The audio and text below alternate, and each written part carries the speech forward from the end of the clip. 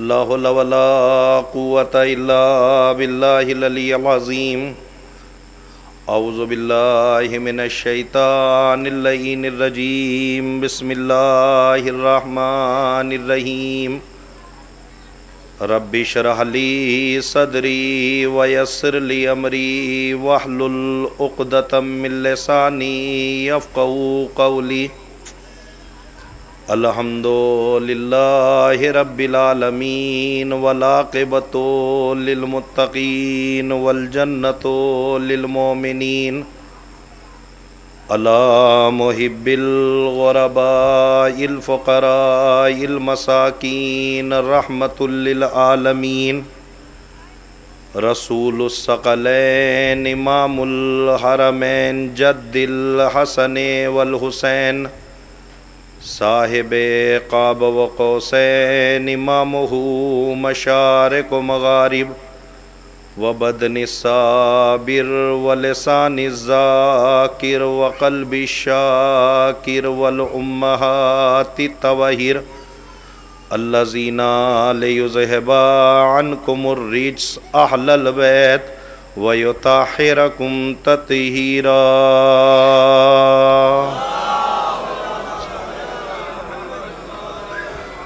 وجلالتہم وولایتہم وشجاعتہم وتشہم اجمعین فاتح باب خیبر قاتل مرحب و انتر شافع یوم محشر و مالک حوض کوثر طالب کل طالب غالب کل غالب علی بن ابی طالب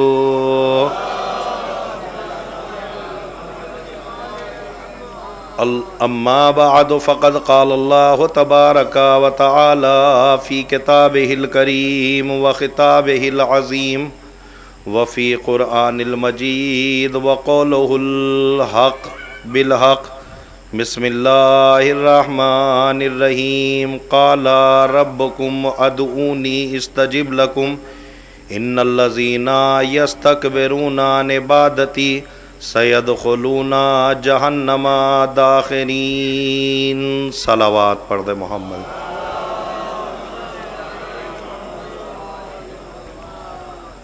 بزرگان عزیز، برادران ملت، ظاہر ہے یہ مجلس جو بعنوان مجلس ترحیم برپا کی گئی ہے اور عنوان کلام کے طور پر قرآن کریم کی جس گرامی آیت کو آپ کے سامنے پیش کیا گیا ہے، اس میں کائنات کا پروردگار ارشاد فرماتا ہے کہ قال ربکم ادعونی استجب لکم،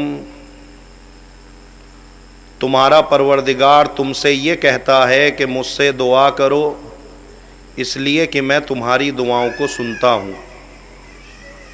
ان الذین یستکبرون عن عبادتی، اور دیکھو جو بھی انسان اس عبادت سے منہ پھیرے گا، روگردانی کرے گا، دعا نہ مانگے گا، سیدخلون جہنم داخرین، ہم ان قریب ایسے لوگوں کو اوندھے منہ جہنم میں داخل کریں گے۔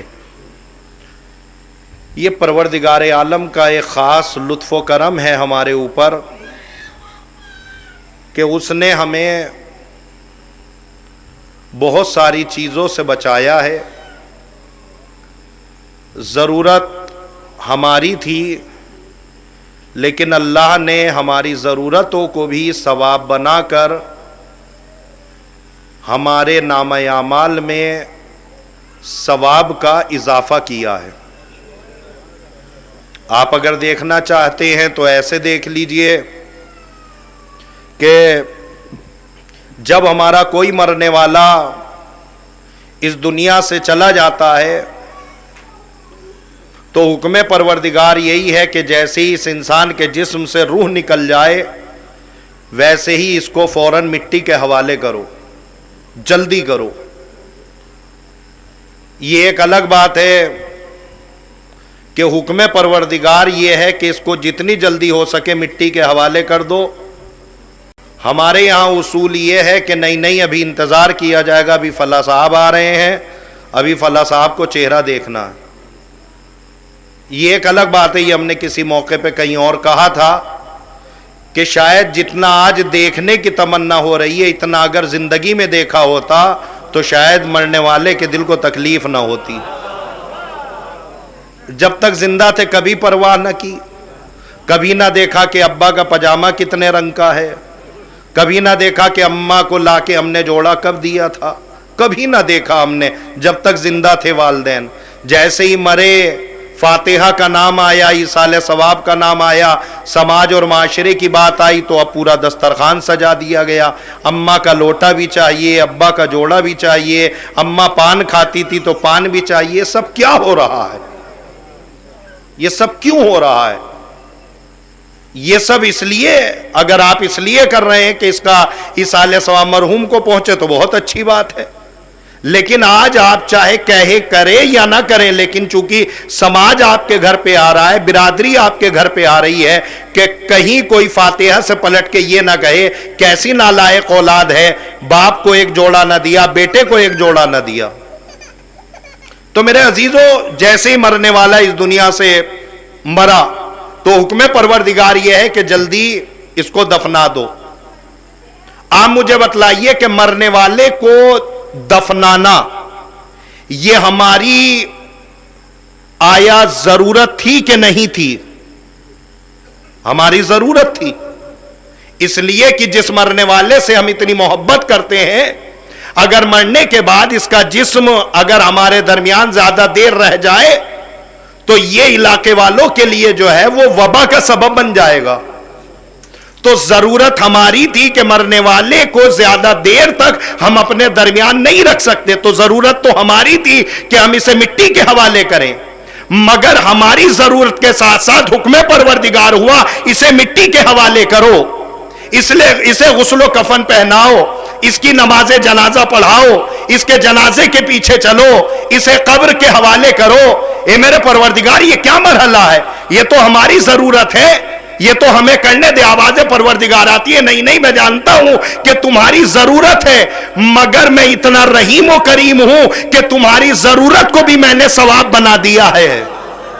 یہ ایک رخ ہے کہ تمہاری ضرورت کو میں نے ثواب بنا دیا ہے، اور دوسری وجہ یہ ہے کہ جب مرنے والے کو نہلایا گیا، کفنایا گیا، نماز جنازہ پڑھائی گئی، قبرستان لے کے گئے، تو فوراً جو ہے وہ مرنے والا ظاہر ہے دربار پروردگار میں پہنچ کے کہے گا کہ پروردگار، ہمارے پاس جو ہے وہ دنیا میں جس نے بھی ہمارا ساتھ دیا، جو بھی میرے کام آیا، میں نے اس کے لیے کچھ کیا ہو یا نہ کیا ہو، لیکن میں نے کم سے کم شکریہ سب کو ادا کیا ہے۔ اے میرے پروردگار، جب میری روح جسم سے نکل گئی تھی، کچھ لوگوں نے مجھے نہلایا ہے، کچھ لوگوں نے مجھے کفنایا ہے، کچھ لوگ مجھے قبرستان لے کے آئے ہیں، لیکن اے میرے پروردگار، میرے اندر بولنے کی طاقت نہ تھی۔ اگر طاقت ہوتی تو میں آنے والے کو شکریہ ادا کرتا۔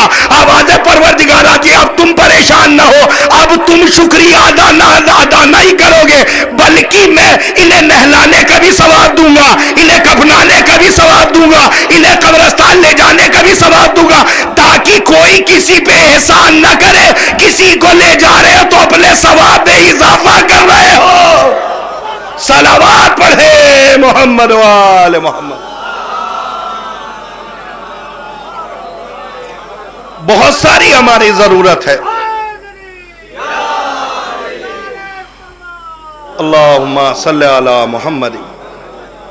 تو بہت ساری ہماری ضرورت تھی، مگر اللہ نے ہماری ضرورت کو بھی عبادت بنا دیا۔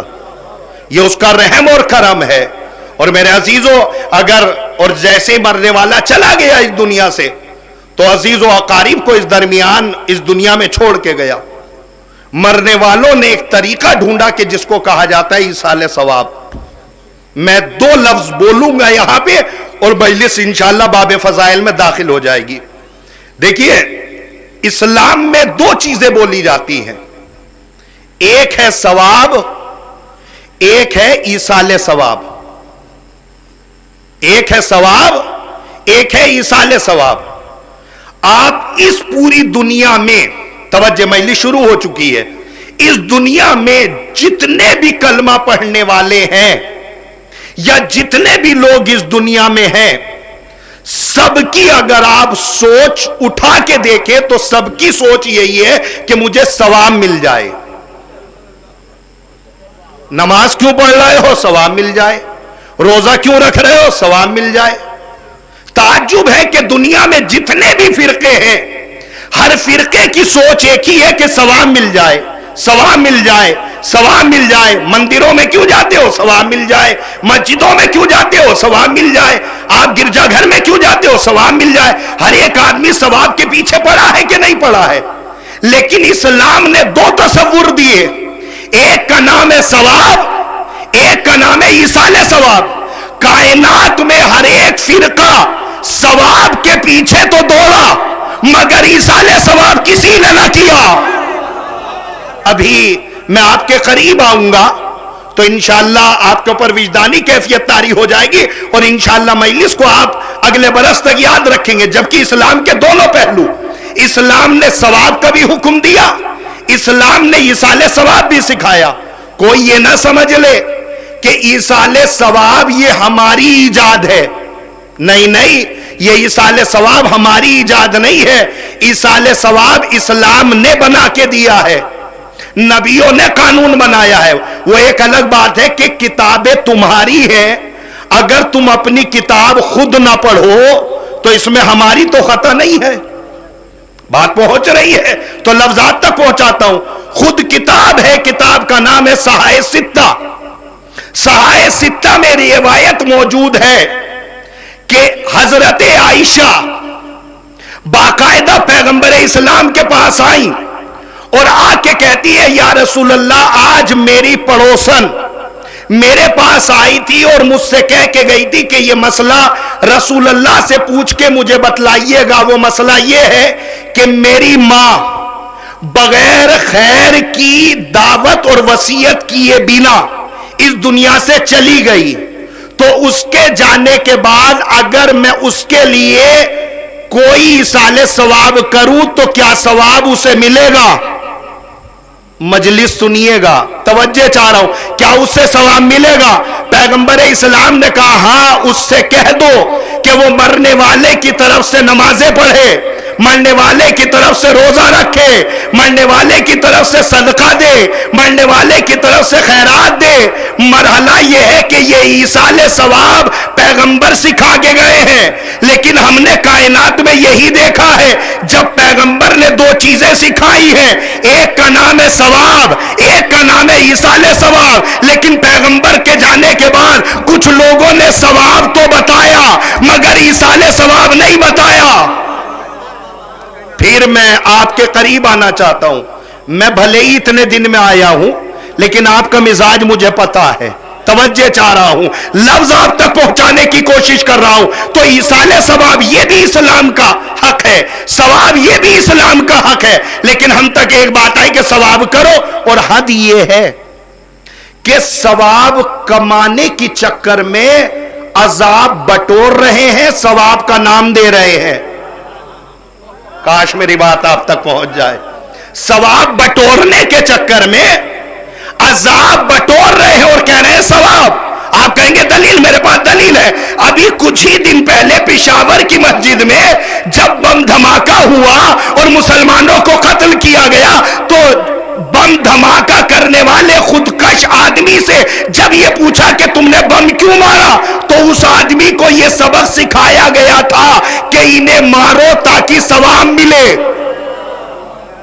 تو ثواب کے چکر میں عذاب بٹور رہے ہیں، جو چیز ثواب نہیں ہے اسے بھی ثواب بنا رہے ہیں۔ مرحلہ یہ ہے کہ جب اسلام نے ایصال ثواب بھی سکھایا، ثواب بھی کمایا، لیکن تم ثواب بٹور رہے ہو، ایصال ثواب کیوں نہیں کرتے؟ آواز پروردگار آتی ہے، سنو، ثواب اسے کہتے ہیں جو اپنے لیے کیا جائے، ایصال ثواب اسے کہتے ہیں جو دوسروں کے لیے کیا جائے۔ ایک جملہ کہوں، جو لوگ ثواب کرتے ہیں ایصال ثواب نہیں کرتے، یہ خود غرض لوگ ہیں۔ میں نے بہت بڑا جملہ کہا ہے، یہ خود غرض لوگ ہیں، یہ اپنے اپنے کو جانتے ہیں، لیکن اسلام نے دونوں حق دیے۔ ثواب اسے کہتے ہیں جو اپنے لیے کیا جائے، ایصال ثواب اسے کہتے ہیں جو کہ دوسرے کے لیے کیا جائے۔ کائنات میں کسی فرقے کو اٹھا لو، کسی ایک نے بھی ثواب ہی سکھایا، ایصال ثواب کسی نے نہ سکھایا۔ واحد مذہب تشیع ایسا ہے کہ جہاں ثواب بھی بتایا، ایصال بھی بتایا۔ صلوات پڑھیں محمد و آل محمد پر۔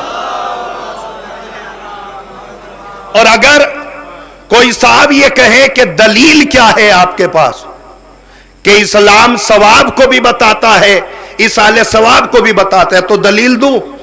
جہاں اسلام نے سارے حقوق بتائے، وہاں اسلام نے ایک حق ہمیں یہ بھی بتایا کہ تمہارے پڑوسی کا حق تمہارے اوپر ہے۔ میں کچھ کہہ رہا ہوں، پڑوسیوں کا حق تمہاری گردنوں کے اوپر ہے۔ آپ مجھے بتلائیے، اگر اسلام دوسروں کے لیے جینے کا سبق نہ سکھاتا تو یہ پڑوسیوں کا حق ہماری کتابوں میں نہ لکھا ہوتا۔ یہ پڑوسیوں کا حق بتایا جا رہا ہے۔ اپنے لیے جینا کمال نہیں ہے، دوسروں کے لیے جینا کمال ہے۔ آپ دور نہ جائیے، عملیات میں آ جائیے۔ عملیات میں سب سے بڑی مقدس اگر کوئی چیز ہے تو حج۔ حج سے بڑا تو کوئی عمل نہیں ہے، مگر آپ داد دیتے رہیے گا۔ پیچھے کا مجمع اور پیچھے کا علاقہ تھوڑا خاموش ہے، اس جملے سے جڑ جائیے گا۔ حج اسلام کا بہترین عمل ہے، مگر حج اس وقت تک مکمل نہیں ہے جب تک حاجی واپس آ کے قربانی نہ کرے۔ لفظ پہنچ گیا ہو تو دعا سے نواز دیجئے گا۔ حج اس وقت تک مکمل نہیں ہے جب تک قربانی نہ کی جائے۔ کیوں؟ اس لیے کہ ابھی تک جتنا کر رہے تھے وہ اپنے لیے تھا، قربانی معاشرے کے لیے ہے۔ اور آگے بڑھیے ایک قدم تاکہ مجلس باب فضائل میں داخل ہو جائے۔ ابھی چند ہی دن پہلے رمضان گزرا، رمضان کی فضیلت میں آپ ہی نے تو بتلایا کہ جتنا ثواب روزہ رکھنے کا اتنا ثواب افطاری دینے کا۔ میں کچھ کہہ رہا ہوں، جتنا ثواب روزہ رکھنے کا اتنا ثواب افطاری دینے کا۔ مطلب جتنا جو اپنے لیے پسند کرو ثواب، وہ دوسروں کے لیے بھی پسند کرو۔ رمضان مکمل ہوا، عید کا دن آیا۔ عید کے دن دو چیزیں اسلام نے تم سے مانگی۔ ایک چیز کا نام ہے نماز، ایک چیز کا نام ہے فطرہ۔ نماز اللہ کے لیے، فطرہ مومنین کے لیے۔ یا تو میں بات پہنچا نہیں پا رہا ہوں یا آپ سمجھنا نہیں چاہ رہے ہیں۔ نماز اللہ کے لیے، فطرہ مومنین کے لیے۔ اللہ نے کمال پروردگار اپنی نماز کو مستحب رکھا، فطرے کو واجب رکھ کے بتایا اپنے لیے جینا کمال نہیں ہے، دوسروں کے لیے جینا کمال ہے۔ صلوات پڑھیں محمد و آل محمد۔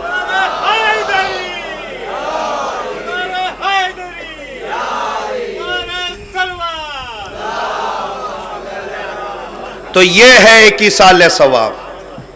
جب تک آپ اپنے لیے کر رہے تھے یہ ثواب تھا، اب جب آپ کر کے دوسروں کے لیے کرنے لگے تو یہ ہے ایصال ثواب۔ جب نماز اپنے لیے پڑھی جائے تو یہ ہے ثواب، جب نماز پڑھ کے اپنے مرحومین کو دی جائے تو یہ ہے ایصال ثواب، جب روزہ اپنے لیے رکھا جائے تو یہ ہے ثواب، جب روزہ رکھ کے اپنے مرحومین کو ہدیہ دیا جائے یہ ہے ایصال ثواب، جب مجلس میں آؤ اپنے لیے تو یہ ہے ثواب، جب مجلس کر کے مرحومین کو ایصال ثواب کرو تو یہ ہے ایصال ثواب۔ پوری کائنات میں صرف ایک ہی فرقہ ایسا ہے کہ جہاں جہاں ثواب پہنچ رہا ہے وہاں وہاں ایصال ثواب پہنچ رہا ہے۔ میں اس گفتگو کو روکتا ہوں ورنہ وقت تمام ہو جائے گا، میں گریز کر رہا ہوں تقریر کو۔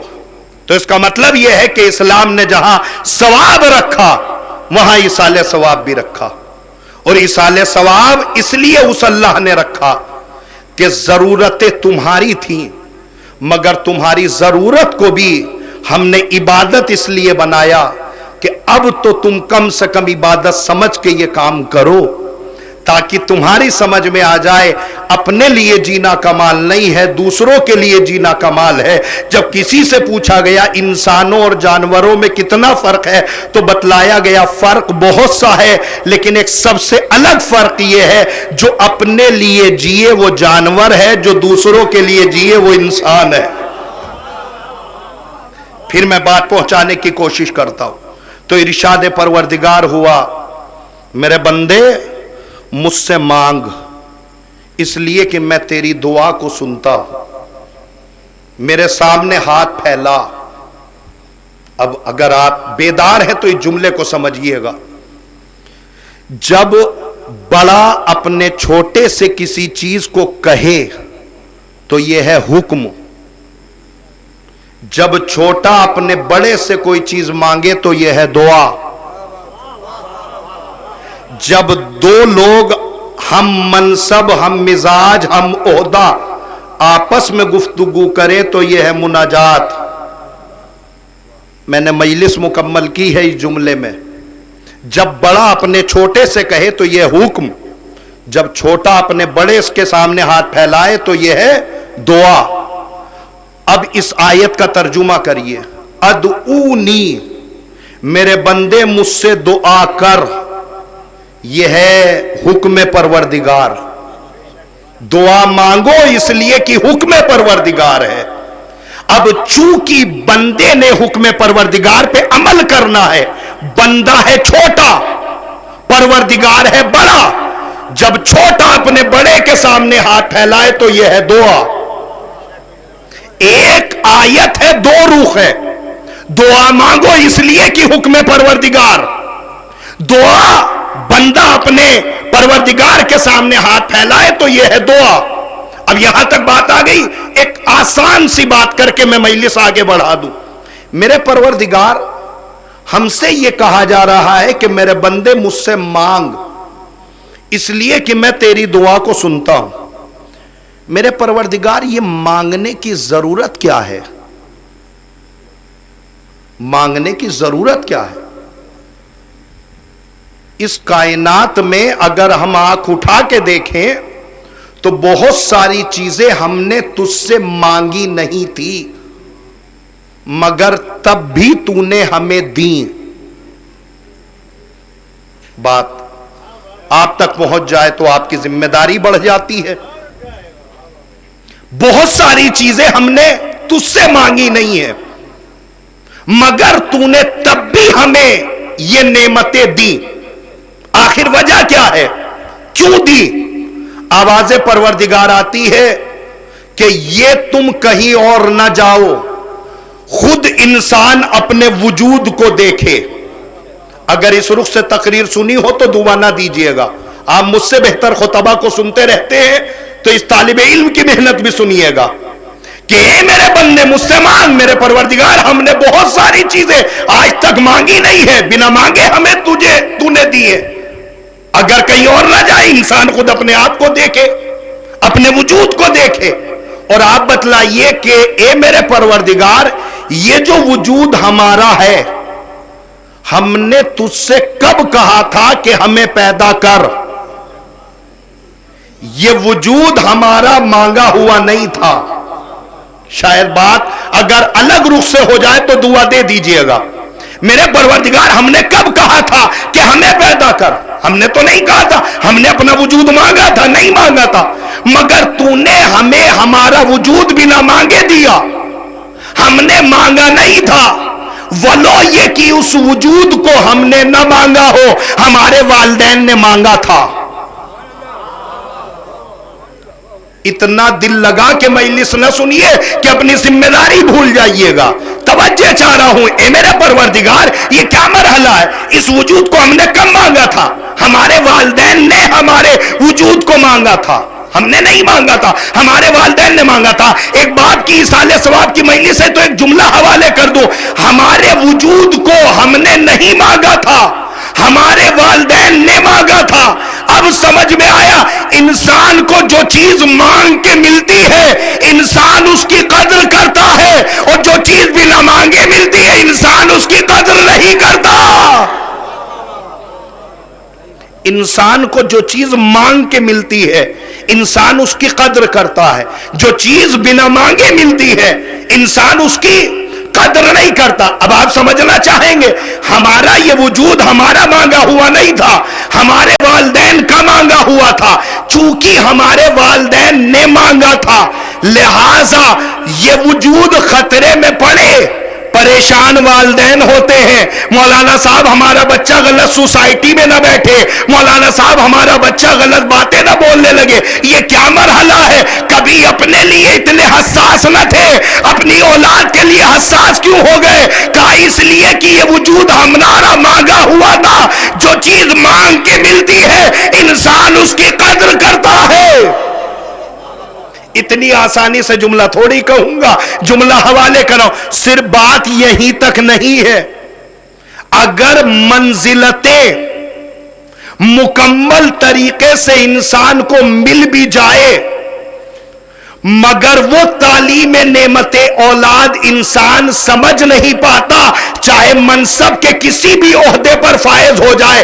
آپ اگر اس جملے کو سمجھنا چاہتے ہیں تو ایسے سمجھیے گا، میدان کربلا میں علی اکبر کو امام حسین نے رخصت کیا، حمید ابن مسلم کہتا ہے اکبر چلے حسین چلے، اکبر تیز چلے امام حسین تیز چلے، اکبر نے دوڑنا شروع کیا امام حسین نے دوڑنا شروع کیا۔ ایک مقام پہ علی اکبر آ کے رک گئے، پیچھے مڑ کے دیکھ کے کہا بابا آپ تو مجھے رخصت کر چکے تھے، پھر آپ میرے پیچھے کیوں آئے؟ امام حسین نے کیا جملہ کہا؟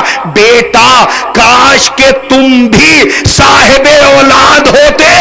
اس کا مطلب یہ ہے کہ انسان کو جو چیز مانگ کے ملتی ہے انسان اس کی قدر کرتا ہے۔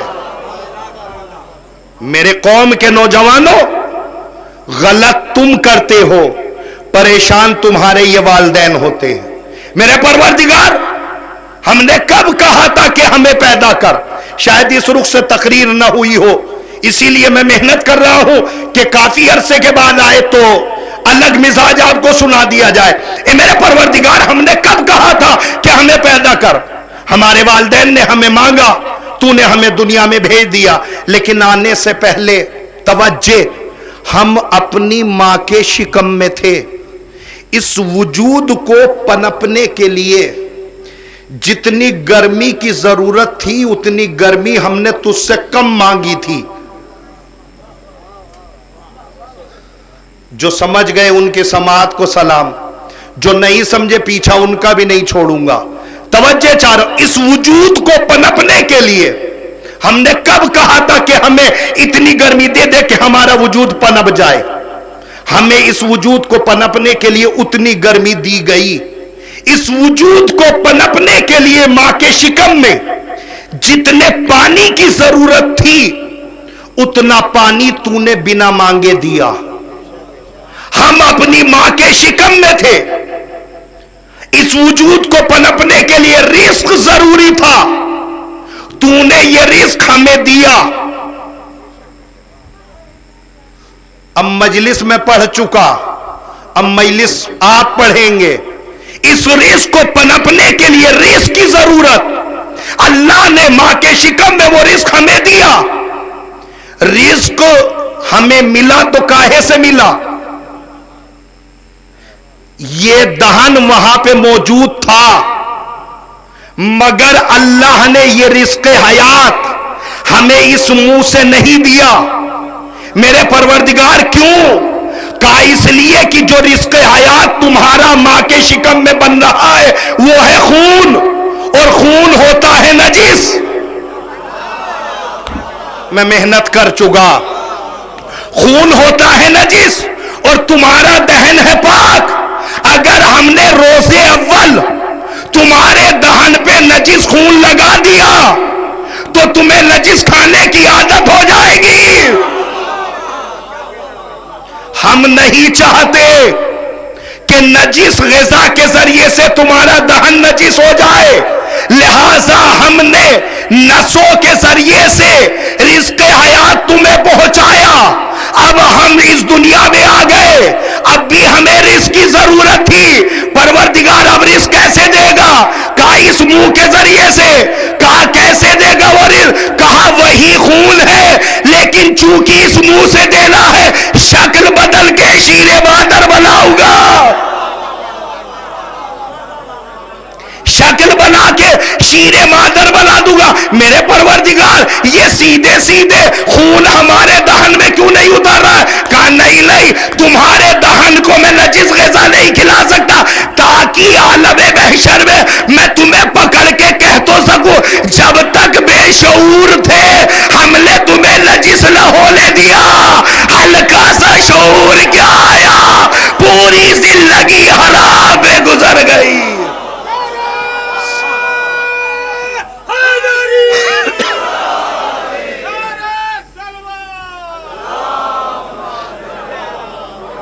ہلکا سا شعور کیا آیا، پوری زندگی جو ہے وہ حرام میں گزر گئی۔ بخدا میں آپ کی ذات پر مطمئن ہوا، لیکن مجھے جملے کی اجرت پوری چاہیے۔ توجہ چاہ رہا ہوں، جب تک بے شعور تھے ہم نے تمہارے دہن کو نجس نہیں کیا، اب عالم شعور آ گیا تو پوری زندگی نجس کھا رہے ہو۔ توجہ چاہ رہا ہوں، اور ایک جملہ کہہ کے میں مجلس آگے بڑھا کہ پوری دنیا حرام کھائے مجھے فرق نہیں پڑتا، مگر کم سے کم حرام وہ نہ کھائے جو کسی ایک امام کی آواز کا منتظر ہو۔ دیتے رہیے گا داد، جملے کا حق نہ ادا ہوگا۔ میں نے مجلس مکمل کی ہے اس جملے پہ کہ ہر ایک آدمی نجس کھائے، حرام کھائے، میں نہیں روکتا، مگر کم سے کم وہ آدمی حرام نہ کھائے جو کسی ایک امام کی آواز کا منتظر ہو۔ بخدا میں آپ کی ذات پر مطمئن ہوا، لیکن مجھے جملے کی پوری اجرت چاہیے، اس لیے کہ جو حرام کھاتا ہے اسے امام کی آواز سنائی تو دیتی ہے، سمجھ میں نہیں آتی۔ اسے امام کی آواز سنائی تو دیتی ہے، سمجھ میں نہیں آتی۔ اب سمجھ میں آیا یہ مردے کو قبر میں ہلا کے بار بار کیوں کہا جا رہا ہے، سن اور سمجھ، سن اور سمجھ، تاکہ زمانہ پہچانے سننا کمال نہیں ہے، سمجھنا کمال ہے۔ پوری دنیا حرام کھائے، پھر وہیں آ گیا، پوری دنیا حرام کھائے فرق نہیں پڑتا، مگر کم سے کم وہ آدمی حرام نہ کھائے جو کسی ایک امام کی آواز کا منتظر ہو۔ آخری فرد تک کی توجہ، اس لیے کہ جو حرام کھائے گا اسے امام کی آواز سنائی تو دے گی، سمجھ میں نہیں آئے گی۔ جو سمجھ گیا اس کی سماعت کو سلام، جو نہیں سمجھا جملہ حوالے کر رہا ہوں، امام کی آواز سنائی تو دے گی، سمجھ میں نہیں آئے گی۔ میدان کربلا میں حسین نے 9 خطبے دیے، جب 9واں خطبہ دے کے حسین نیچے اترے، ہر ایک نے یہی پوچھا مولا آپ کے خطبے کا اثر ان پہ کیوں نہیں ہو رہا؟ امام نے کہا ان کے پیٹ حرام غذاؤں سے بھر گئے ہیں۔ صلوات پڑھیں محمد و آل محمد۔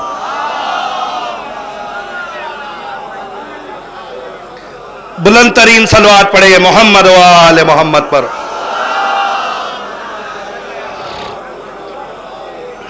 اس لیے کہ اگر انسان حرام کھائے گا، آپ کا وقت تمام ہو گیا ہے، اگر انسان حرام کھائے گا تو حرام کھانے سے امام کی آواز سنائی تو دے گی۔ پھر جملے کو آمادہ کر رہا ہوں، سنائی تو دے گا، سمجھ میں نہیں آئے گا۔ جب حرام کھائے گا امام کی آواز سنائی تو دے گی، سمجھ میں نہیں آئے گی۔ جب تک حر یزیدی لشکر سے تنخواہ پا رہا تھا، لجامِ فرس پہ ہاتھ ڈال بیٹھا، ایک مرتبہ حسین کے ہاتھوں سے پاک پانی کیا پیا، آواز اثر کرنے لگی۔ صلوات پڑھیں محمد و آل محمد۔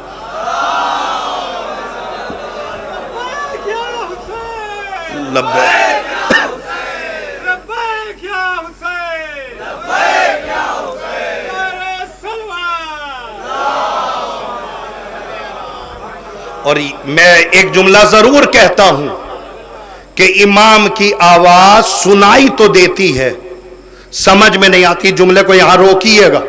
सुनाई तो देती है, समझ में नहीं आती।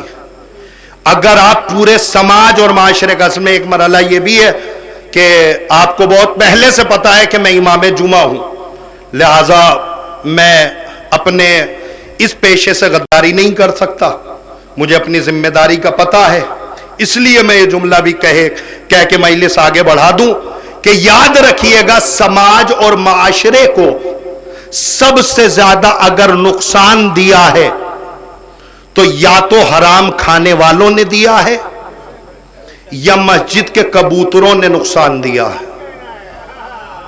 जो समझ गए उनके समाज को सलाम। खतीब अकबर मिर्जा मोहम्मद अतहर साहब अल्लाह गरीक रहमत करे मरहूम को, वो इस मकाम पे जुमला कहते थे कि इस्लाम को सबसे ज्यादा बिगाड़ा है तो मस्जिद के कबूतरों ने बिगाड़ा है। ये जुमला मरहूम का है, अब वजाहत मेरी है कि सबसे ज्यादा इस्लाम को नुकसान अगर किसी ने पहुंचाया है तो या तो उन लोगों ने कि जिनके शिकम हराम ग़िज़ा से भर गए हैं, या ये मस्जिद के कबूतरों ने। कौन है ये मस्जिद के कबूतर? इनको जबान बदल के कहा जाए तो ये होते तो मुनाफिक हैं, बने नफक से हैं। नफक उस चूहे को कहते हैं जो खेत में जब अपना बिल बनाता है तो इसके दो रास्ते बनाता है, इधर से लाठी चले तो इधर से निकल जाए। अब आप क्या समझ रहे हैं, मुझे ये तो नहीं पता, मैं तो मुनाफिक बतला रहा हूं कि मुनाफिक कहते किसे हैं।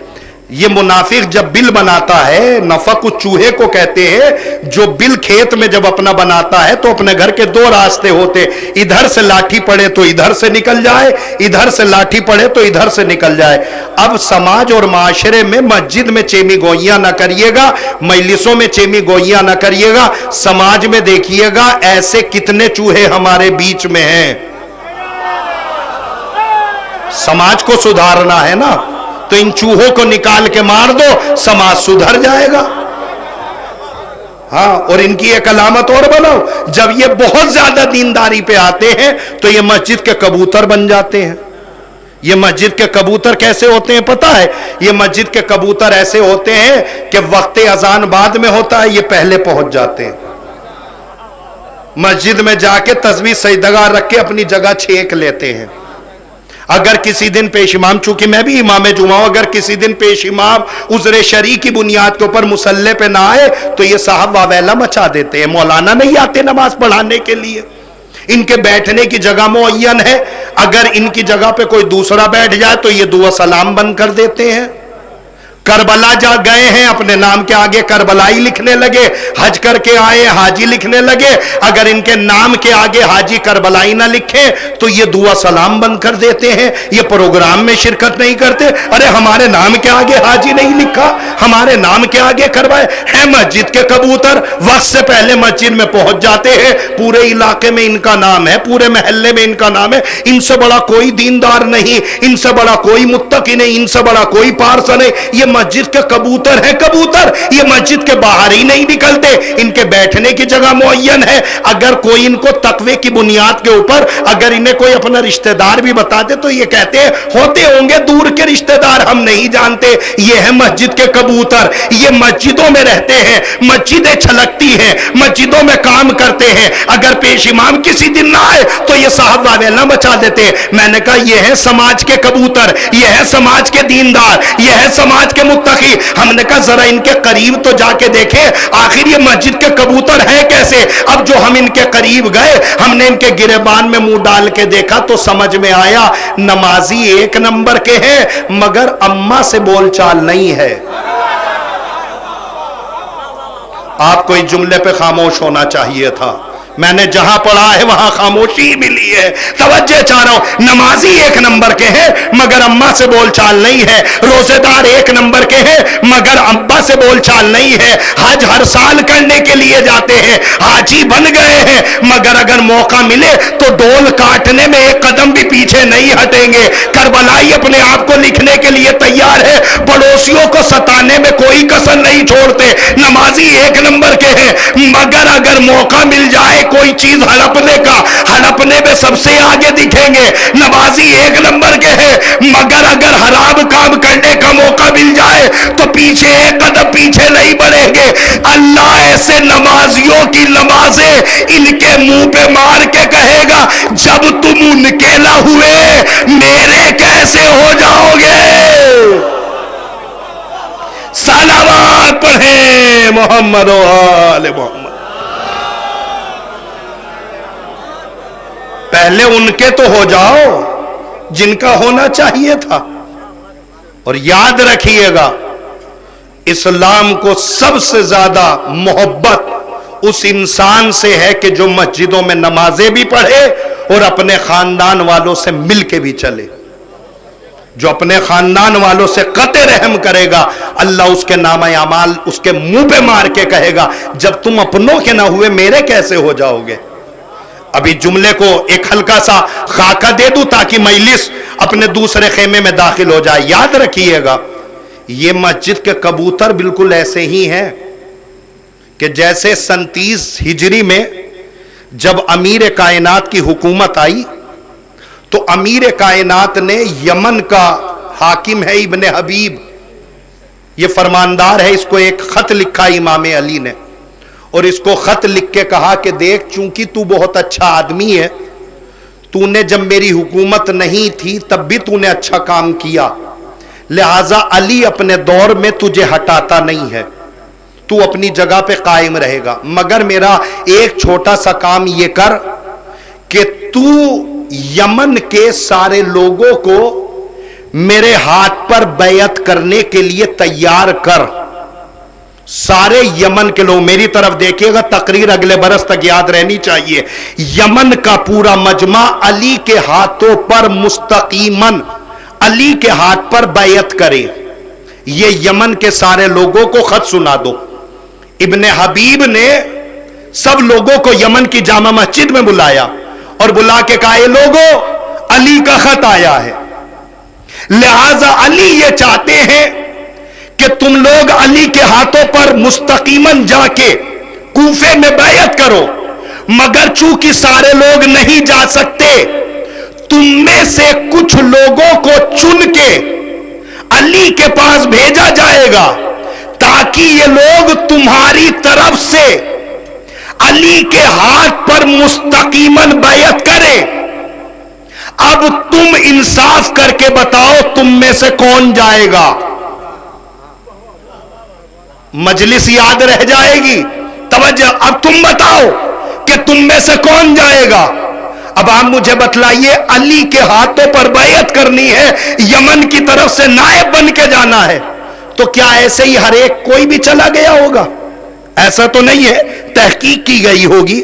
नमाज का पाबंद है कि नहीं है, रोजेदार है कि नहीं है, खुम्सो ज़कात का पाबंद है कि नहीं है, तस्बीह और तहलील आती है कि नहीं आती, क़िराअत सही करता है कि नहीं, इसलिए कि यहां तो जाना नहीं है, अली के पास जाना है और अली के हाथों पर बैयत करनी है। अब तुम बताओ, तुम में से कौन जाएगा। पूरे यमन में से 100 लोगों को चुना इब्ने हबीब ने कि इन 100 लोगों को चुनाया जा रहा है, ये 100 लोग जाएंगे अली के हाथों पर बैयत करने के लिए। इन 100 लोगों को और खंगाला गया, इन 100 में से 70 निकाले गए, इन 70 को और जांचा गया, उसमें से 50 निकाले गए, 50 को और जांचा गया, इनमें से 10 निकाले गए, 10 की सरबराही में से 3 को निकाला गया। इन 3 में सबसे पहला अगर कोई आबिद मुत्तकी दीनदार था तो वो उस दौर का था अब्दुर्रहमान इब्ने मुलजिम। अगर इस रुख से तकरीर सुनी हो तो दुआ ना दीजिएगा। अगर मैंने मेहनत की है, अब मेहनत की पसीराई आप कर दीजिएगा, मैं समझूंगा कि मेरा यहां पे आना सुवारत हो गया। पूरे यमन में से 100 में 70 में 50 में 10 में से 3 में सबसे पहला पूरे यमन का सबसे बड़ा दीनदार, नमाजी, परहेजगार, तस्बीह और तहलील करने वाला अब्दुर्रहमान इब्न मुलजिम, ये जाएगा यमन की तरफ में से नायब बन के अली के हाथों पर बैयत करने के लिए। ये 3 लोग चले, मेरी तरफ देखिए, ये 3 लोग चले, अली बैठे हुए थे, सबसे पहले आगे बढ़ा, अपना हाथ अली के हाथों पर रखा, सलाम उस अली पर जो रसूल का सच्चा जानशीन है, सलाम उस अली के ऊपर कि जब मैदान जंग में कदम आगे बढ़ा दिया तो दुश्मन पीछे हटा, अली पीछे न हटा। सलाम उस अली के ऊपर कि जो मैदान में जब तक रहा रसूल के दिल के करीब गम ना आया। सलाम उस अली के ऊपर कि जो मैदान में सीसा पिलाई हुई दीवार के मानिर जमा रहा। सलाम उस अली के ऊपर जो फातह खैबर है, फातह खंदक है, फातह हुनैन है। जब पूरे कसीदे अब्दुर्रहमान अली के हाथों पे पढ़ चुका, अमीर कायनात ने कहा तेरा नाम क्या है? इतना दिल न लगाइए, तेरा नाम क्या है? कहा अब्दुर्रहमान। तेरे बाप का नाम क्या है? कहा इब्ने मुलजिम। क्या तू मुरादी खानदान से है? लफ्ज बदल गया, क्या तू मुरादी खानदान से? हाँ मौला। ए मौला एक बात ये बता दीजिए, आपने इसका नाम इससे पूछा, इसकी वल्दियत इससे पूछी, अरे खानदान भी पूछ लेते, खानदान आपने क्यों नहीं बताया? अली ने खानदान बता के बताया है कि ये अली का लहजा दुनिया तक जाना चाहिए। कुछ लोग अमीर बनने पर अपना हसब व नसब बदल लेते हैं, अपना नाम बदल लेते हैं, मगर अली सबका हसब भी जानता है, नसब भी जानता है। तेरा नाम क्या है? बस खत्म हो गई बात। अगर वक्त ज्यादा हो गया हो मुझे बानी मजलिस माफ कर दे। तेरा नाम क्या है? कहा अब्दुर्रहमान। तेरे बाप का नाम क्या है? कहा इब्ने मुलजिम। क्या तू मुरादी खानदान से? जी मौला। इन्ना लिल्लाहि व इन्ना इलैहि राजिऊन। ये जुमला यहां का है। अब्दुर्रहमान इब्ने मुलजिम कहता है कि मेरे पैरों तले जमीन निकल गई। मौला, मैंने आपके हाथों पर बैयत की है यमन की तरफ से, मैंने आपका कसीदा पढ़ा है और आप इन्ना लिल्लाह कह रहे हैं। अमीर कायनात ने, हां तू मेरा कातिल होगा। जुमला समझिएगा मेरी कौम के नौजवानों, और यह जुमला अपने घर तक ले जाइएगा। तू मेरा कातिल होगा। कहना मौला उससे पहले मुझे मौत आ जाए, मैं आपका कातिल बनूंगा। इमाम ने कहा अपनी बैयत तोड़ेगा तो नहीं? उसने कहा नहीं मौला। फिर इमाम ने कहा इन्ना लिल्लाह व इन्ना इलैहि राजिऊन। मेरा रसूल बता के गया है कि तू मेरा कातिल होगा। मेरा रसूल झूठ नहीं बोलता। समझ में आया? मेरा रसूल झूठ नहीं बोलता, तू मेरा कातिल है। जैसे इमाम अली ने इन्ना लिल्लाह कहा, मजमे में से सासा इब्ने सोहान और मालिक इब्ने अशफकी खड़े हो गए। मौला ये आपका कातिल है तो लीजिए तलवार, इसके सरोतन में जुदाई कर दीजिए। इमाम अली मुस्कुरा के कहते हैं मालिक, इस्लाम में जुर्म से पहले सजा देना ये शिआर अली नहीं है। मजलिस मुकम्मल कर रहा हूं। इस्लाम में जुर्म से पहले सजा देना शिआर अली नहीं है, यह है अली का किरदार। इमाम अली का यह किरदार है कि इस्लाम में जुर्म से पहले सजा नहीं दी जा सकती। अगर कुरान मजीद में हुक्काम के तरीके देखोगे तो समझ में आ जाएगा। एक नजूमी ने खबर दे दी कि एक मूसा आने वाला है। एक मूसा के चक्कर में 70,000 बेगुनाह बच्चों को मारा गया, मगर अली ने अपनी जिंदगी में खुद तो मर गए मगर किसी बेजुर्म पे तलवार न चलाने दिया। यह है वो अली। और एक जुमला और कहूंगा कि जब इंसान अपने वालिदैन की खिदमत करने लगता है तो इंसान इस लायक हो जाता है कि वो वाकईन मुस्तहक़ परवरदिगार बन जाए। ہم میں سے کتنے لوگ ایسے ہیں کہ جیسے ہی زری کے پاس جاتے ہیں تو زری کے سامنے سلام کرتے ہیں، مگر کبھی زری سے جواب سلام آیا ہے؟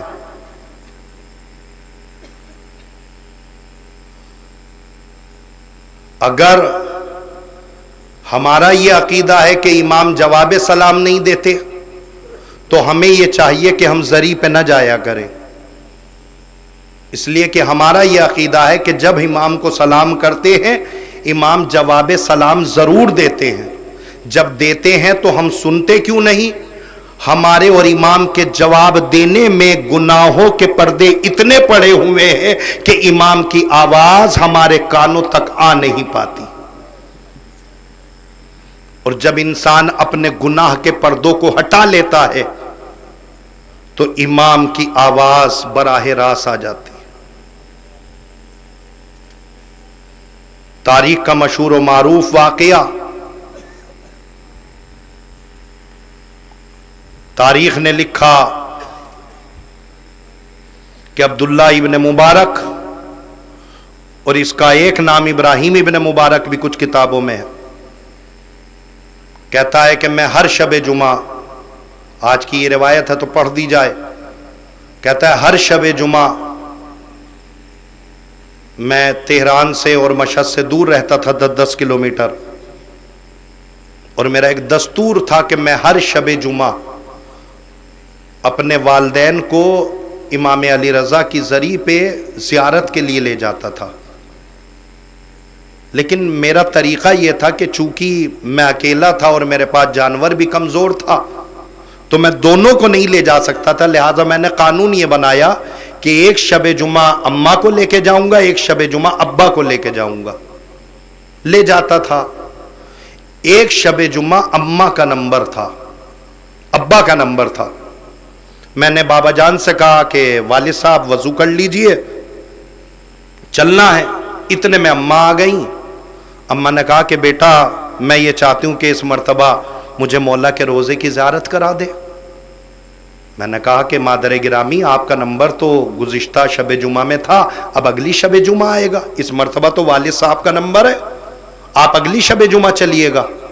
تو اماں نے تڑپ کے کہا کہ بیٹا ہو سکتا ہے اگلے شب جمعہ تک میں نہ رہوں۔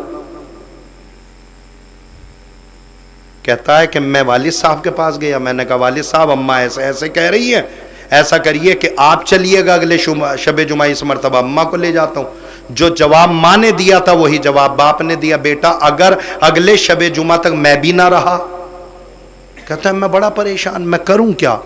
نوجوانوں سننا، کہتا ہے میرے پاس ایک جانور تھا وہ بھی بڑا نحیف تھا، کمزور تھا،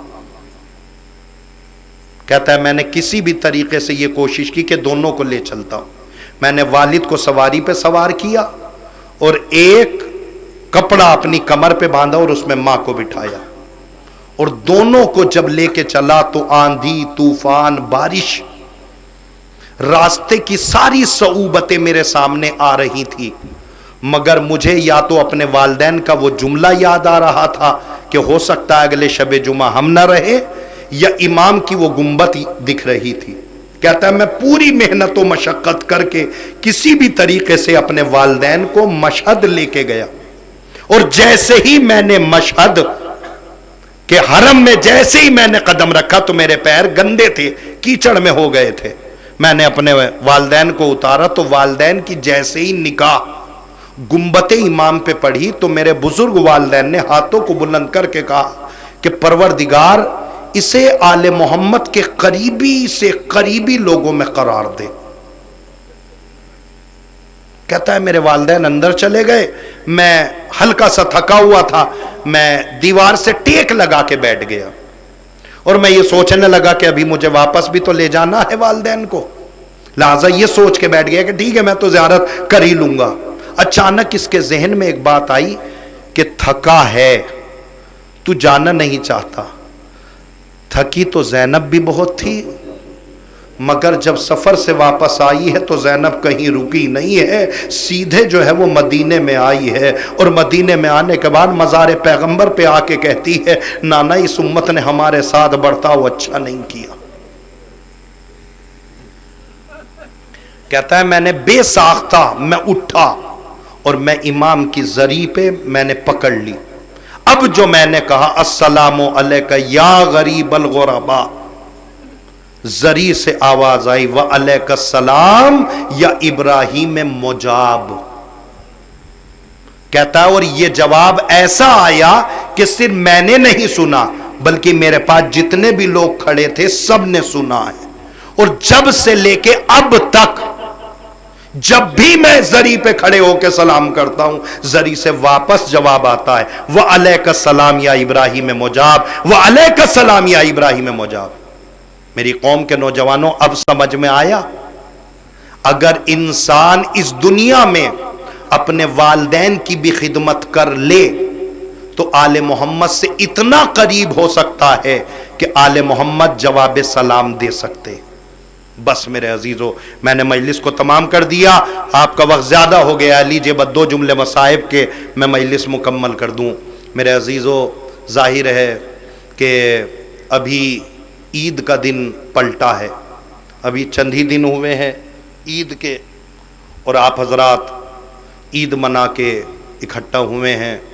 एक मजलिस भी मरहूम के अइज़ा व अकारिब ने रखी, लेकिन मेरे अजीज़ों, हमारे ज़माने का एक दस्तूर है, वो दस्तूर ये है कि अगर किसी के यहाँ साल भर में इंतकाल हो जाए तो उसके यहाँ ईद नहीं मनाते।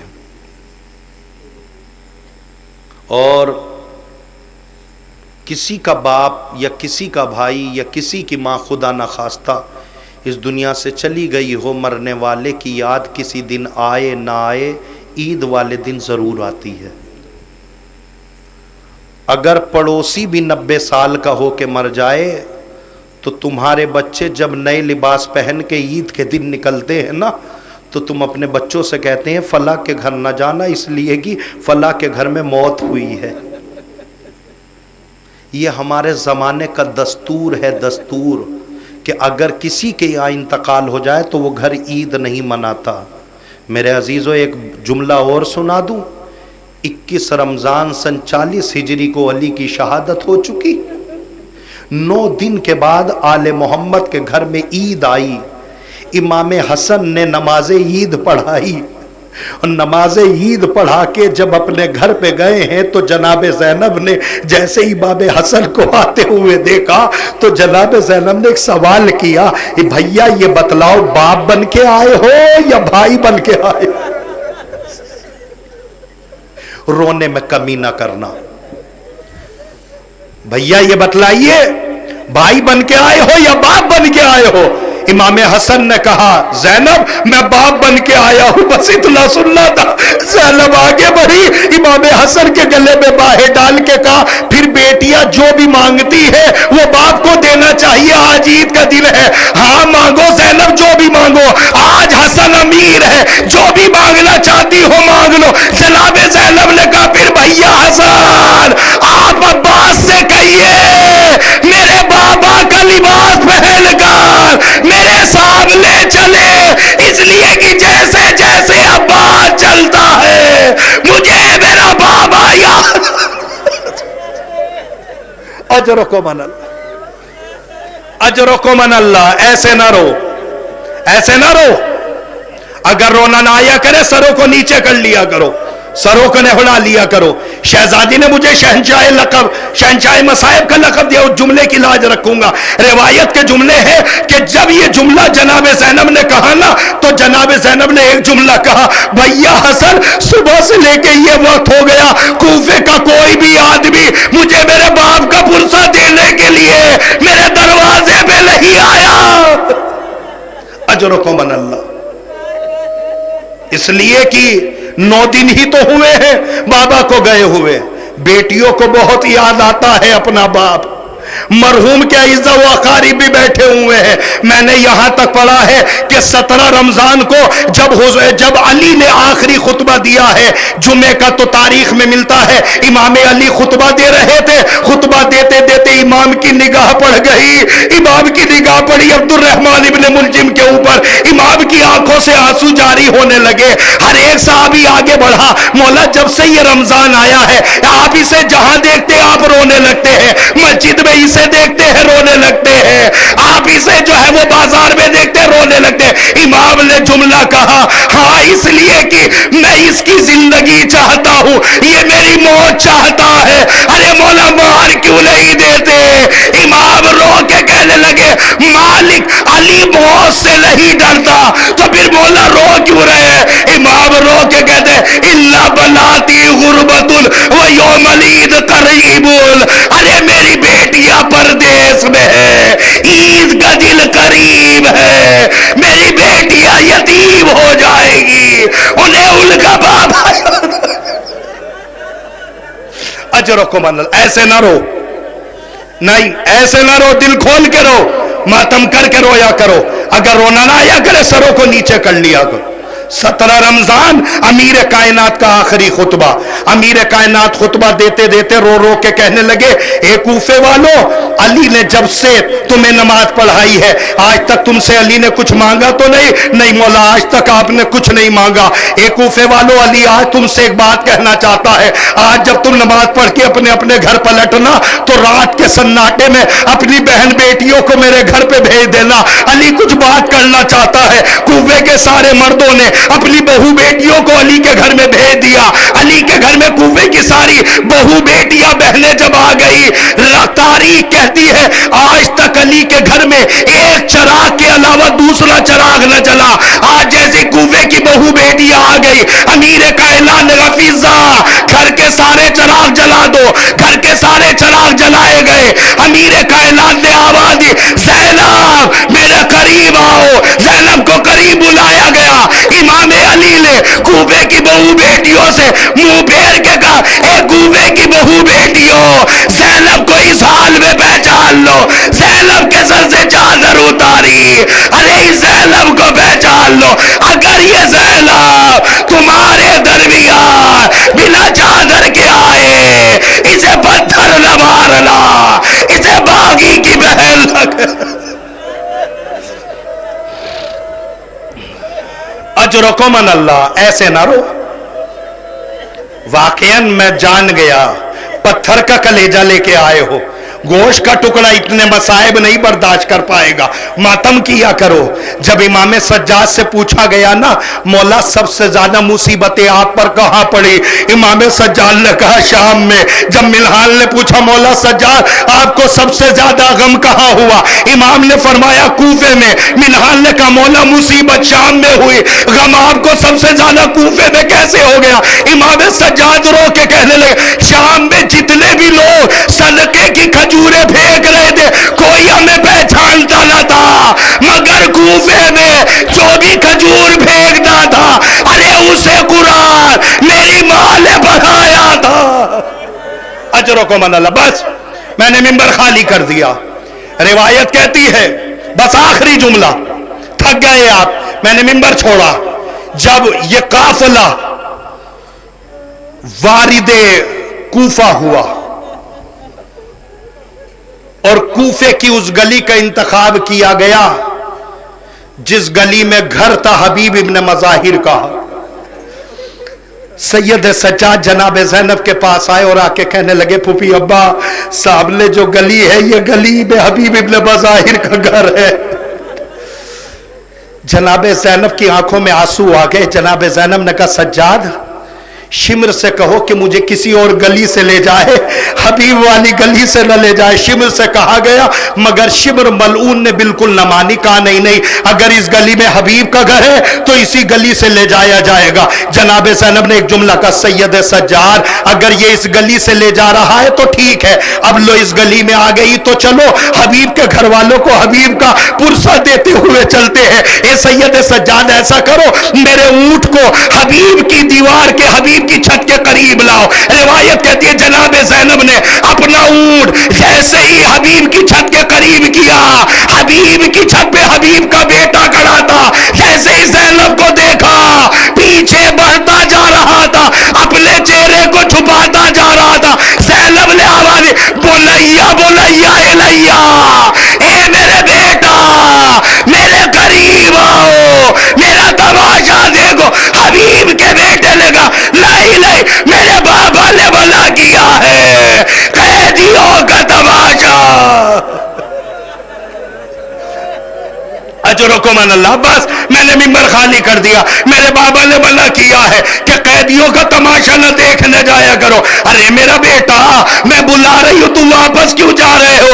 हबीब का बेटा रो के कहने लगा मैंने मर्द कैदी तो बहुत देखे थे, पहली मर्तबा औरतों को कैदी देख रहा हूं। जनाब ज़ैनब ने आवाज दी या बुनैया, ए मेरे बेटा एक काम ऐसा कर, अपने मकान की छत पे अपनी माँ को बुला के ले आ, हबीब की बीवी को बुला के ले आ, हबीब की ज़ौजा को बुला के ले आ। बस इतना सुनना था। हबीब की बेटी की आंखों में लाल डोरे उभर आए। हबीब के बेटे ने कहा नहीं नहीं, मेरे बाबा मना करके गए हैं कि कहीं बाहर निकलने की जरूरत नहीं है, कैदियों का तमाशा देखने न जाना, इसलिए अब मैं अपनी माँ को छत पे नहीं भेजना चाहता। नहीं भेजो, नहीं नहीं, मैं अपने घर के पर्दे का वारिस हूं, मेरी माँ ऊपर नहीं आ सकती, इसलिए कि मेरी माँ को अली की बेटी ने कुरान पढ़ाया है। रिवायत कहती है हबीब के सर से आवाज आई, ए बेटा जिसने कुरान पढ़ाया है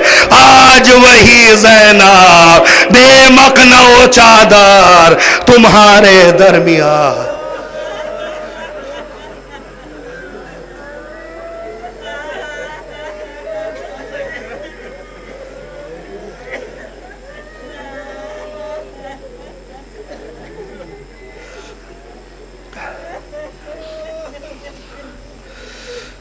इन्ना लिल्लाहि व इन्ना इलैहि राजिऊन। रज़म बिक़ज़ाइहि व तस्लीमन लिअम्रिहि, सयअलमुल लज़ीना ज़लमू अय्य मुनक़लिबिन यनक़लिबून। बारिलहा तुझे वास्ता मोहम्मद वाले मोहम्मद का हमारी इस खलील से इबादत को कबूल फरमा। परवरदिगार इस मजलिस के फ़ज़ाइल व मसाइब का सवाब मरहुमीन की रूह को इनायत फरमा। मरहुमीन को जवार मासूमीन में आला जगह इनायत फरमा। मरहुमीन की तरफ से तमाम कार खैर होने को शरफ़ कबूलियत अता फरमा। मरहुमीन के तमाम इज़्ज़ा व अक़रबा को सब्र जमील अता फरमा। परवरदिगार बतुफ़ैल चहरदा मासूमीन व सदक़े आले मोहम्मद हाज़रीन मजलिस की तमाम जायज़ हाजतों को पूरा फरमा। परवरदिगार बतुफ़ैल चहरदा मासूमीन व सदक़े आले मोहम्मद जहाँ जहाँ भी शियाने हैदर करार परेशान हाल हैं उनकी परेशानियों को दूर फरमा। परवरदिगार जहाँ जहाँ भी शियाने हैदर करार बीमार हैं उन्हें सेहत कामिल शफ़ाए कामिल तूल उम्र अता फरमा। परवरदिगार बतुफ़ैल चहरदा मासूमीन व सदक़े आले मोहम्मद हमारे सरों पर बुज़ुर्ग व उलमाए कराम का साया कायम व दायम रख। इमाम ज़माना के ज़हूर में ताजील फरमा, हमें उनके आवान व अंसार में शुमार फरमा। परचम इस्लाम को सरबुलंद फरमा, परचम कुफ्र व निफाक को सरनिगू फरमा। आप हज़रात से इल्तिमास है कि एक मरतबा सूरह अलहम्द, 3 मरतबा सूरह तौहीद की तिलावत फरमा कर इनाम हुसैन इब्न हामिद हुसैन